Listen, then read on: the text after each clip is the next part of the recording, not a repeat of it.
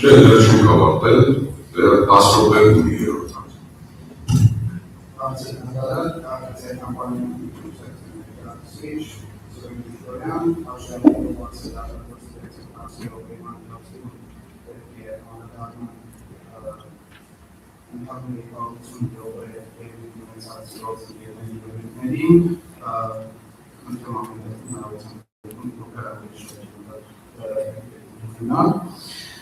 Ես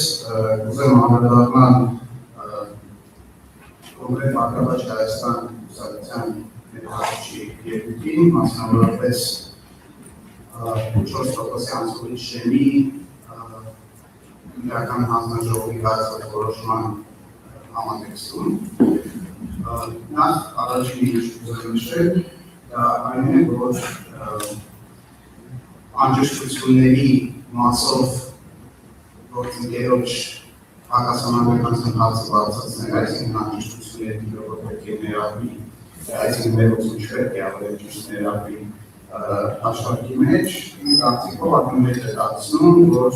Մակրավաճ Հայաստանի ուսանողության համար առնվազն ակնհայտ է, որ գործող կարգավորումների պայմաններում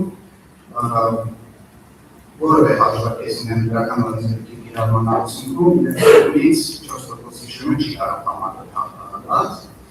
Մասնավորապես այս գործընթացի հետ կապված ուզում եմ ընդգծել հետևյալը, որ հստակ պետք է տարբերակել այդ ընդդիմադերի ազդեցությունը երկու մասշտաբով։ Նախ տեղամասային, իսկ տեղամասի մասշտաբով, եւ ապա ամբողջ դրությունների մասշտաբով, որովհետեւ ներկայացուցիչը խոսում առնվազն երկու անգամ նշեց, որ հենց Կենտրոնական դրական հանձնաժողովն է արձանագրել, որ ազդեցությունը եղել է, ճիշտ է արձանագրում, բայց Կենտրոնական դրական հանձնաժողովի կողմից արձանագրվել է խախտման ազդեցությունը տեղամասի մասշտաբով։ Չի արձանագրվել խախտման ազդեցությունը արդյունքների վրա ամբողջ դրությունների մասշտաբով, եւ այս երկուսը պետք է իրարից հստակ տարբերակել։ Այժմ ուզում եմ անդրադառնալ կոնկրետ ինչ տրամաբանություն է նախատեսված դրական եւ սահմանադրությամբ առաջին հերթին եւ արձանագրվի խախտումը եւ ընդհանրատարածքային դրական հանձնաժողովը կամ կենտրոնական դրական հանձնաժողովը այս դեպքում անդուր է գնահատականի, որ խախտումները ունեցել են այնպիսի մասշտաբ, որ էապես ազդել են տեղամասի արդյունքների վրա, այդ պայծած երբ որ անվաներ է ճանաչվում համապատասխան տեղամասի արդյունքները։ Մենք այլևս չենք կարող ինչ-որ հիպոթետիկ դատողություններ անենք, թե որ ուժը քանի ձայն ուներ եւ օրինակ այդ ձայնը եթե պահպանվեն, ուժը կհաղթահարվեր, թե ոչ, որովհետեւ որոշման կայացման հենց ինքը այն է, որ այդ տեղամասը այդ խախտումների վերնով այլևս ալիգորիկ ասած սեվակրկայս, որևէ ուժի ձայների քանակ մենք այլևս այդ տեղամասից դες հայտնի չէ։ Համնախարարության նշեմ, որ կարող է օրինակ Մակրավաճ Հայաստանի ուսանողության մեջ օրինակ դրական ձայների քանակները այնքան, որ մենք կարող ենք կոնկրետ քանի որ տվյալ դեպքում խախտումը կայացել է անում, որ ժամը 8-ից հետո տեղամասում են գործել ընտրողների հետ քվեարկել, հնարավոր կլիներ հաշվարկել, օրինակ ժամը 8-ի դրությամբ բացը Մակրավաճ Հայաստանի ուսանողությունը չնայած խախտումներին ունեցել է բավարար ձայներ, թե ոչ, վերևը հիպոթետիկ օրինակ է, եւ հետո հասկանանք ինչու ենք իրականում։ Պատկերացնենք, որ բոլոր հաշվարկների արդյունքում Մակրավաճ Հայաստանի ուսանողությանը օրինակ պետք է 400 ձայն, որպեսզի շեմը հաղթահարի։ Եվ կոնկրետ տեղամասում արձանագրված լիներ, որ իր ձայների քանակը օրինակ 500-ն է, եւ 8-ից հետո մենք ենք գործել օրինակ 50 հոգի ընդամենը։ Այդ դեպքում ամենաբացական հաշվարկի դեպքում անգամ, եթե ասվեր, որ անգամ եթե 50 ձայն նվազեցնենք 500-ից, մեկը 450 ձայն մնում է եւ այնուամենայնիվ չնայած խախտմանը հնարավոր կլիներ արձանագրել, որ համապատասխան ձայների քանակը առկա է, բայց մեր դեպքում բարձր դատարան։ Եվ ես կարծում եմ, որ այս հանգամանքը հատուկ դատարանի կողմից ուշադրության կարիք ունի, անվավեր ճանաչված տեղամասերից երկուսը, մասնավորապես 10.51 եւ 35.65 մեր իրականացված հաշվարկով տեսաձայնագրությամբ համապատասխանաբար 10.51 տեղամաս ժամը 20:00-ից հետո քննարկությունների սենյակ մուտք է գործել 136 ընտրող, իսկ 35 ընտրող 65 տեղամաս, 279 ընտրող։ Բարգավաճ Հայաստանի կուսակցության ձայների քանակը արձանագրության այդ տեղամասերում համապատասխանաբար կազմել է 131 ձայն առաջին տեղամասում, 1051-ում և 82 ձայն 35-65-ում։ Այսինքն հանրագումարում մենք ունենք 415 ընտրող, որոնց քվեարկությունը ընտրական հանձնաժողովի որոշմամբ դիտվել է ապօրինի, ընտրական կարգի խախտման, և ունենք արձանագրված 213 ձայն դեպի 2 տեղամասում առկա արձանագրություններով։ Ոչ մի երաշխիք չկա և ոչ մի չի կարող հաստատապես տանել, որ եթե տեղամասերը պատշաճ կարգով փակվեն և ընտրողների մուտք արգելվի ժամը 24-ից հետո, Բարգավաճ Հայաստանի կուսակցությունը այդ տեղամասերում մեկ ձայն ունենա։ Անհավատությամբ պետք է ասեմ, որ հնարավոր չէ գրել նաև հակառակը, և հենց այս իրավիճակն է, որ կենտրոնական հանրական հանձնաժողովը արձանագրում է, որ ծեր արգելվի հետ այսպես ասած գործել է տեղամասերի դեպքում, և այդ պահից սկսած արդեն այդ տեղամասերի ձայնը հաշվարկվում է որպես անհայտ, և արդեն ազդեցությունը պետք է գնահատվի հետևյալ դրամապանությամբ։ Իսկ եթե այդ տեղամասերը անվավեր չճանաչվեն և չավելանալ անճշտությունների թիվը, առկա անճշտությունների թիվի պայմաններում, Բարգավաճ Հայաստանի կուսակցությունը կհաղթահարի 4%-ի շրջանը, թե ոչ։ Եվ քանի որ տվյալ դեպքում մինչ այդ առկա արդեն 936 անճշտությունների եթե չեմ սխալվում, դեպքում անգամ Բարգավաճ Հայաստանի կուսակցությունը չէր հաղթահարել շեղը, ըստ այս տեղամասերի անվավեր ճանաչումը, ինչպես պնդել է իրավացիորեն կենտրոնական հանրական հանձնաժողովը, չի ազդել ընտրությունների արդյունքների վրա, մասնավորապես ուժերից մեկի շեղը հաղթահարել չհաղթահարելու մասով։ Հատկանշական է նաև բարձր դատարան, որ վարչական դատարանում կենտրոնական հանրական հանձնաժողովի որոշումները վիճարկելիս Բարգավաճ Հայաստանի կուսակցությունը ստեղծան ֆորմալ տեսանկյունից վիճարկել որոշումը, նշելով, որ կենտրոնական հանրական հանձնաժողովը չուներ իրավասություն անվավեր ճանաչելու արդյունքները։ Բովանդակային առումով պնդում, որ համապատասխան լիական ազդեցության շեղը խախտումները չեն հաղթահարել, առնվազն իմ ուսումնասիրածով պնդում չի կատարվել, անգամ եթե կատարվել, հասնում ապաս որ վարչական դատարանը կենտրոնական հանրական հանձնաժողովի որոշումները թողել է ուղի մեջ, և սույն դատարանի, ինչպես հենց բուն բարձր դատարանի նախկինում նշված որոշումներով նշել է, իրավասությունների շրջանակներից դուրս է վարչական դատարանի որոշումների վերանայումը։ Մեկ այլ հանգամանք բարձր դատարան, որը ուզեմ ձեր ուշադրությունը հրավիրել, դա այն է, որ Բարգավաճ Հայաստանի կուսակցության անգլիում ներկայացուցիչը մի քանի անգամ իր ելույթում նշեց, որ կուսակցություն չի կարող կրել բացասական հետևանքներ պետության կողմից պրոցեսի ոչ պատշաճ կազմակերպման արդյունքում։ Ես ուզում եմ հիշեցնել բոլորիս բարձր դատարան, որ ըստ էության այն խախտումները, որոնց մասին խոսում ենք, և ընդհանուր ընտրական տեղամասում, տեղամասային կենտրոնում ընտրական գործընթացի պատասխանատուն տեղամասային ընտրական հանձնաժողով, որը բաղկացած է 8 անդամից, որից 4-ը նշանակվում է գործող խորհրդարանում ընդդիմադիր ֆրակցիաների կողմից, այսինքն իշխանության կողմից նշանակվում է ընդամենը 2-ը, ևս 2-ը նշանակվում է դատարանային ընտրական հանձնաժողովի կողմից, այսինքն ընդհանուր առմամբ ասել, որ ավելի շատ ներկայացվածություն է ունեցել գործող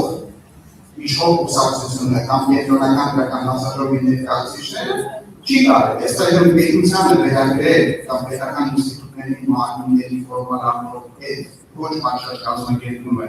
այդպիսի դեպքում կարծում արտարացված չէ։ Որոնք իրանց երբական ժամանակ հավաքվեց։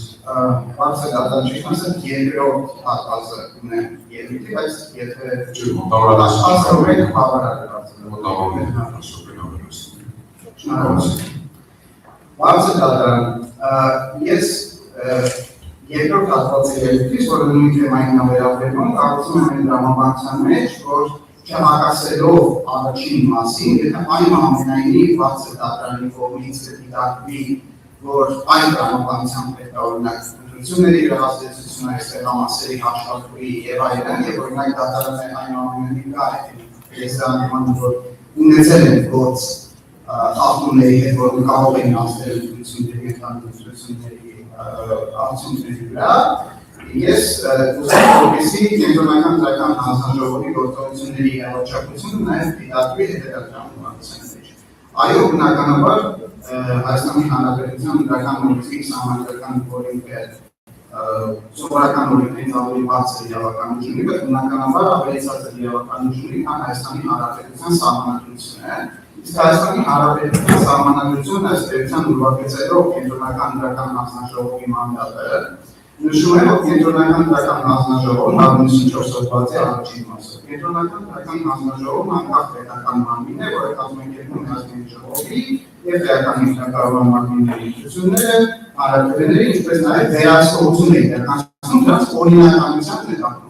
Հիմա, եթե ուզում եք բացահայտել առաջին հերթին այս օրինականության ծավալի մեջ ինչ դրույթներ են, ինչ բովանդակություն են մտնում, կարծում եմ առաջին հերթին այդ բովանդակության մեջ սահմանադրության 7-րդ հոդվածով նախատեսված ազգային ժողովի և համայնքների հավաքականների ընտրությունները, ինչպես նաև հանրապետություններն անցկացվում են ընդհանուր հավասար, ազատ և ուղղակի ընտրական իրավունքի հիման վրա գաղտնի քվեարկության։ Այսինքն առաջնային մանդատը կենտրոնական դրական հանձնաժողովի հենց առաջին հերթին սահմանադրության 7-րդ հոդվածով նախատեսված այս չափանիշների կիրառման ուղղված գործունեություն իրականացնելն է։ Եվ եթե անգամ դիտարկենք չնայած կարծում եմ երևի առաջին մասի արգումենտները հաշվի առնելով այդպես չպետք է դիտարկենք, բայց եթե դիտարկենք, որ գործ ունեցել ենք այնուամենայնիվ ընտրության արդյունքների վրա ազդեցություն գործող խախտումների հետ, պետք է մոտենանք հետևյալ կանոնաբանությանը։ Իմ կարծիքով բարձրադառնալը այն պահից սկսած, երբ որ կոնկրետ տեղամասում արձանագրվում են խախտումներ, երբ որ դրանից հետո կենտրոնական դրական հանձնաժողովը արձանագրում է, որ դրանք ոչ թե ուղղակի ինչ-որ խախտումներ են, այլ այնպիսի խախտումներ են, որոնք ազդել են էականորեն կամ կարող էին ազդել տեղամասի արդյունքների վրա և անվավեր չեն, մենք պետք է մոռանանք մի իրավիճակ, որում կարող ենք ամբողջությամբ այս վատ իրավիճակը վերականգնել։ Այսինքն, եթե ակտիվորիկ կամ անալոգիկ կարգով 87% ընկերներ այսօր ասում են, գործ ունեն ջանքված բաժակի հետ, որը ինչ ջանքեր ուզում են գործադրել, ինքը չի վերականգնվելու այն վիճակի, որ կլիներ, եթե բոլոր խախտումները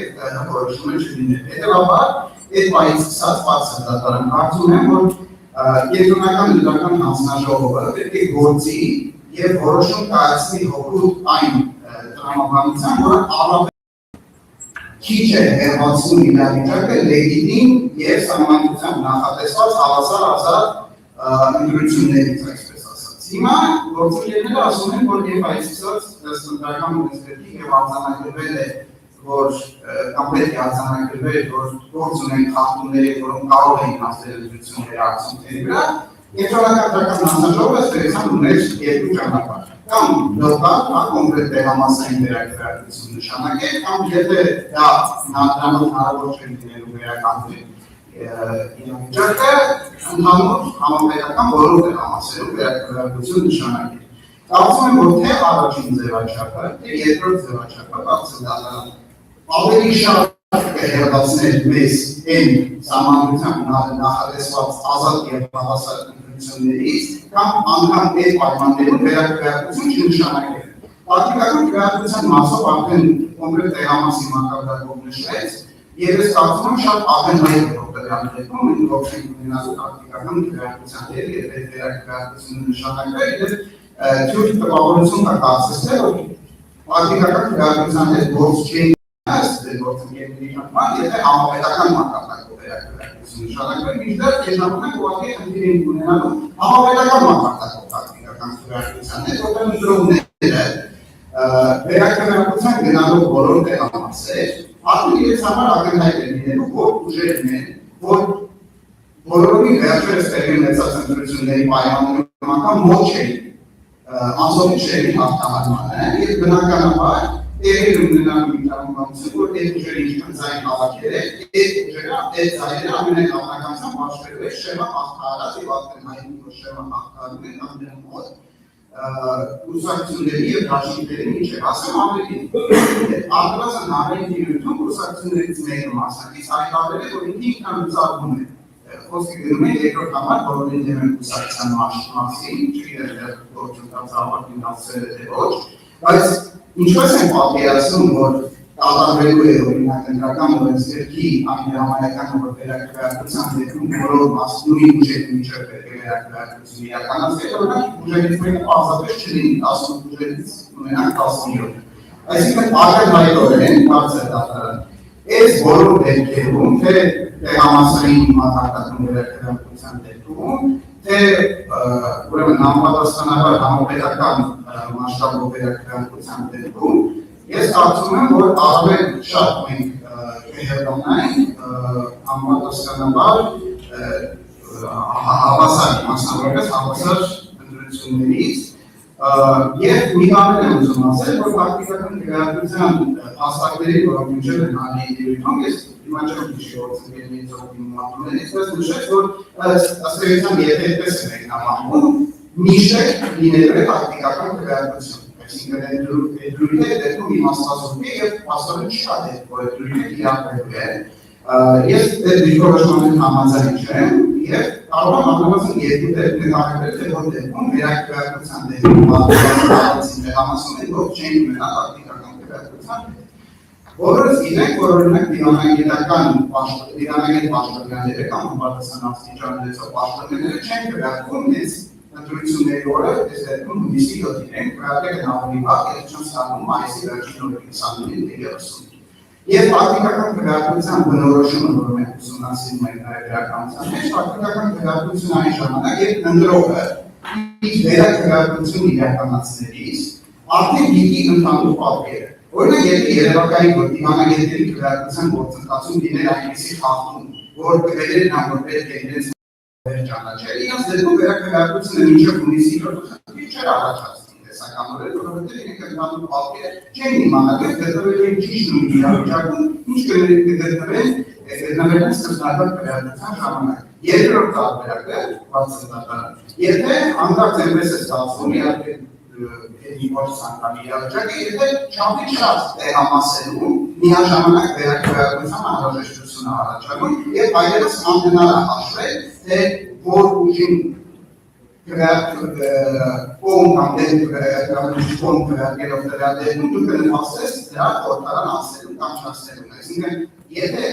ունենային իրավիճակ, որ անորոշությունը դեռ պահպանվում է վերականգնության պայմաններում, հնարավոր կլիներ վերականգնություն ունենալ եւ չունենալ ֆակտիկական քվեարկություն։ Եվ ամփոփելով բարձր դատարան, ես կարծում եմ, որ սույն դատարանի առջև այսօր դրված չէ ընտրական գործընթացում առանձին իրավախախտումների ապելացիան հարցը,